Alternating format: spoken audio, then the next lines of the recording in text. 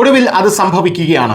ഇറാന്റെ പിന്നിൽ ആരാണ് എന്ന ചോദ്യത്തിന് റഷ്യയും ചൈനയുമാണ് എന്നാണ് നിരന്തരം പാശ്ചാത്യ മാധ്യമങ്ങൾ എഴുതിക്കൊണ്ടിരുന്നത്.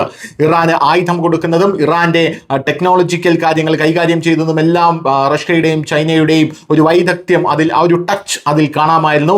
ഉദാഹരണത്തിന് ഇറാന്റെ സ്റ്റാർലിങ്ക് എന്ന് പറയുന്ന ഇന്റർനെറ്റ് സംവിധാനം തകർത്തത് ചൈനയും റഷ്യയുമാണ് എന്നുള്ള റിപ്പോർട്ടുകളെല്ലാം നമ്മൾ കേട്ടതാണ്. ഇപ്പോൾ ഇതാ കാര്യങ്ങൾ ക്ലിയർ ആയിരിക്കുന്നു. എല്ലാവരും മറനീക്കി പുറത്തു വന്നിരിക്കുകയാണ്.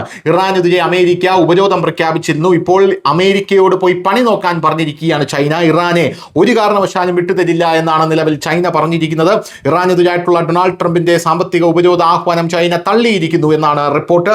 ഉപരോധവും സമ്മർദ്ദതന്ത്രവുമല്ല പരിഹാരമെന്നാണ് ചൈനയുടെ നിലപാടെന്ന് ചൈനീസ് വിദേശകാര്യ മന്ത്രാലയ വക്താവ് ലിൻ ജിയാൻ വ്യക്തമാക്കിയിട്ടുണ്ട്. നയതന്ത്ര മാർഗങ്ങളിലൂടെ പ്രശ്നം പരിഹരിക്കണമെന്ന് ആവശ്യപ്പെടുകയും ചെയ്തു. ഇതുവരെ കണ്ടിട്ടില്ലാത്ത വിധം സാമ്പത്തികമായി ഇറാനെ വരിഞ്ഞു മുറുക്കുമെന്നാണ് ട്രംപ് കഴിഞ്ഞ ദിവസം പ്രഖ്യാപിച്ചത്. ഇറാനുമായി വ്യാപാര ബന്ധം പുലർത്തുന്ന, ഇറാനെ സാമ്പത്തികമായി സഹായിക്കുന്ന രാജ്യങ്ങളും കടുത്ത പ്രത്യാഘാതം നേരിടേണ്ടി വരും എന്നാണ് ട്രംപ് ഭീഷണി മുഴക്കിയിരിക്കുന്നത്.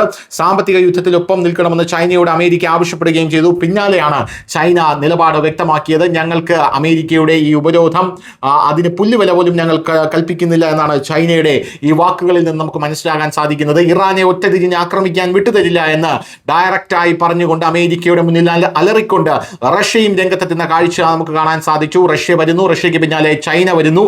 വലിയ രീതിയിൽ ഇറാൻ ഇപ്പോൾ ശക്തി പ്രാപിക്കുകയാണ് എന്ന് തന്നെ നമുക്ക് മനസ്സിലാക്കാൻ സാധിക്കുന്നു. News desk news Malayalam.